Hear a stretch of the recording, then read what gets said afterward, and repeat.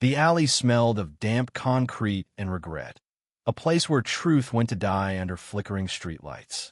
But tonight, Marcus Kane stood as its executioner, his calm eyes slicing through the darkness like a blade. He was a black man in a city that chewed up hope and spat out suspicion, cornered by three white cops whose badges gleamed with the arrogance of unchecked power. Their names, officers Brandt, Keller, and Doyle, were whispered in the neighborhood like curses, synonymous with brutality and bias. Marcus, lean and unyielding at 32, stood with his back to a graffiti-scarred wall, his hands loose at his sides, not raised in surrender, but poised like a man who knew the game was rigged and still chose to play. The air crackled with tension, thick enough to choke on. Brandt, the ringleader, stepped closer, his face a mask of contempt. "You think you're slick, Kane? We know what you've been up to." His voice dripped with accusation, but Marcus didn't flinch. He'd been here before, profiled, harassed, pushed to the edge of a system that saw his skin as a crime. But tonight was different. Tonight, Marcus wasn't the prey. He was the hunter, and the trap was already set. For months, Marcus had been a ghost in their world, a journalist working undercover in a city rotting from corruption.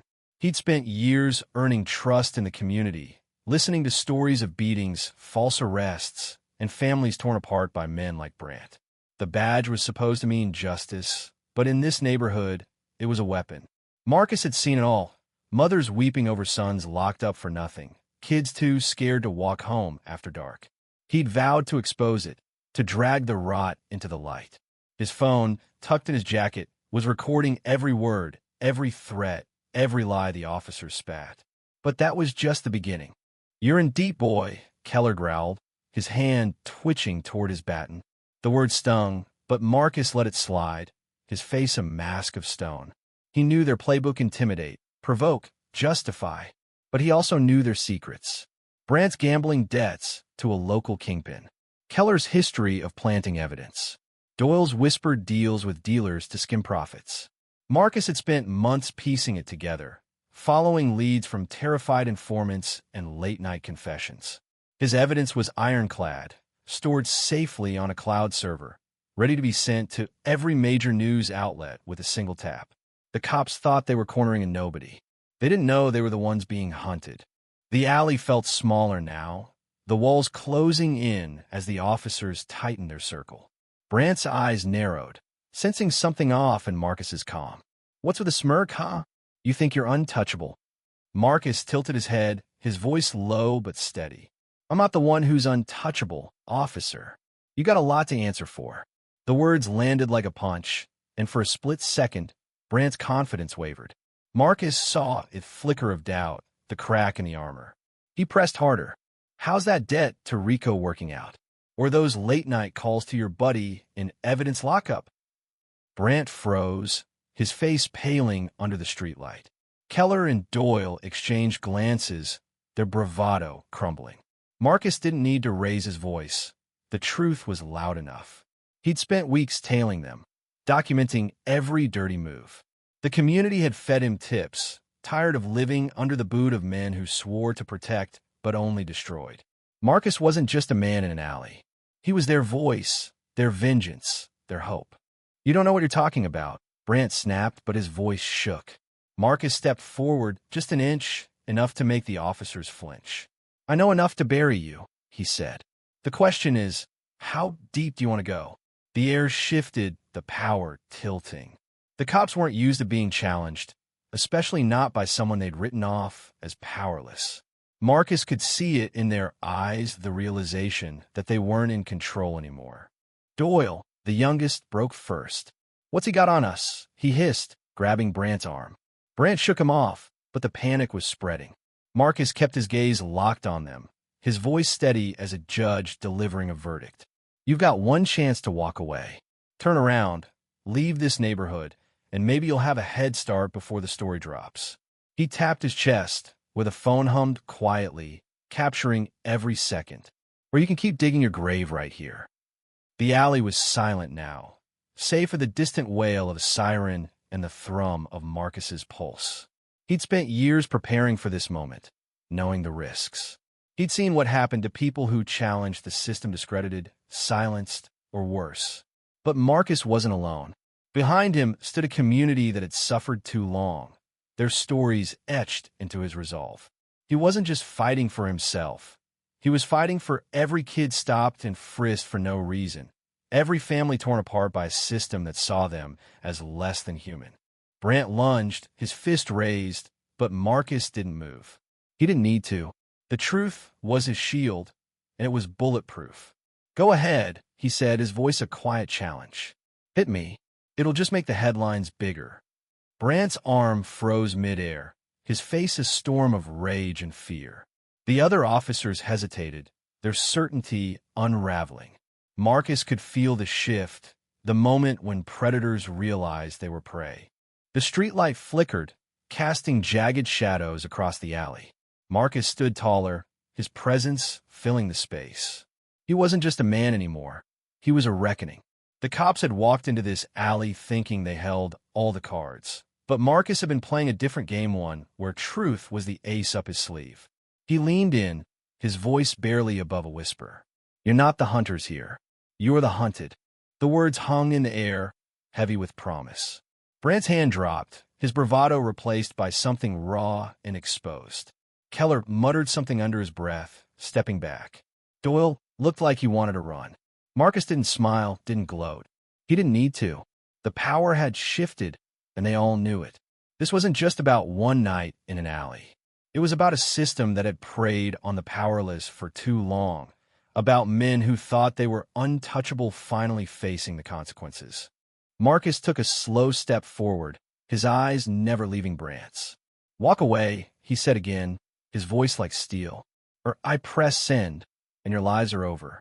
The officers stood frozen, caught in the trap they'd walked into. The alley, once their domain, was now a courtroom, and Marcus was the judge, jury, and executioner of their careers. The silence stretched, a taut wire ready to snap. Brant's jaw clenched, his eyes darting between Marcus and the shadows, as if expecting backup that would never come. Marcus stood unwavering, his phone a silent witness to the unraveling of three men who'd built their lives on fear. The alley was no longer just a place. It was a battlefield where truth clashed with corruption, and Marcus was armed to the teeth. "You're bluffing," Brant spat, but his voice lacked conviction. Marcus tilted his head, a ghost of a smile flickering. "Am I? Check your phone, officer. I sent you a little preview." Brant fumbled for his pocket, pulling out his phone with trembling hands. His face drained of color as he opened a file Marcus had slipped to an informant weeks ago, a grainy video of Brant taking a bribe outside a corner store, time-stamped and undeniable. The other officers leaned in, their eyes widening as the truth hit them like a freight train. Marcus had spent months weaving this web, knowing one misstep could cost him everything. He'd grown up in this neighborhood, seen its heart and its scars. His mother used to say, "Truth is a fire, Marcus. It burns, but it purifies." Those words had driven him through sleepless nights, through the fear of being caught, through the whispers of doubt that he was taking on a machine too big to break. But Marcus wasn't alone. Every story he'd collected, every tear, every plea stood with him now, a chorus of voices demanding justice. Keller broke the silence, his voice high and panicked. "This is fake. You can't prove anything." Marcus didn't blink. "I've got more. Bank records, witness statements, your own dashcam footage. Keller, from that night you lost the evidence bag." Keller's mouth opened, then closed, his defiance crumbling.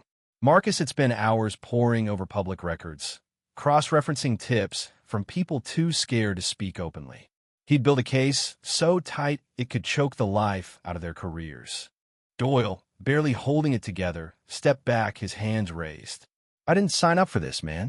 I just followed orders." Marcus's eyes softened for a moment, not with pity, but with understanding.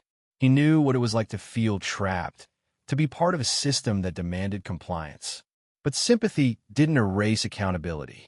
"You made choices, Doyle," he said. "Now you live with them."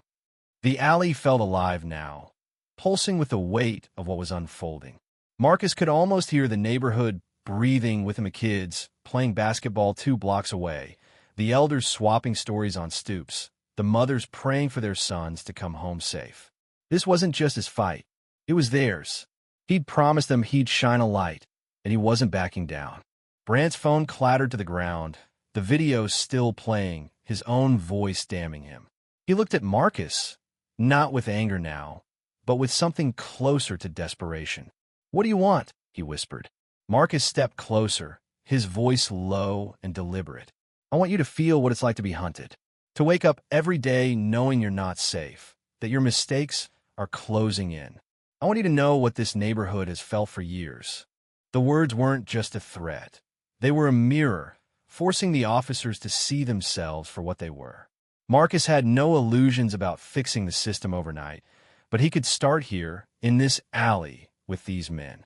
He could show the world what happened when power was held accountable, when the powerless found their voice. "You've got 1 hour," Marcus said, his voice cutting through the haze. "Resign, disappear, or the story goes live. Every newsroom, every blog, every screen in this city will know your names." He tapped his phone, a final warning. "Your call." Brant's shoulders slumped, the fight draining out of him. Keller was already backing away, muttering to himself. Doyle looked like he might cry. Marcus didn't move, didn't gloat. He'd won, but the victory was heavy. Exposing these men wouldn't erase the pain they'd caused, wouldn't bring back the lives they'd shattered. But it was a start, a spark, a fire.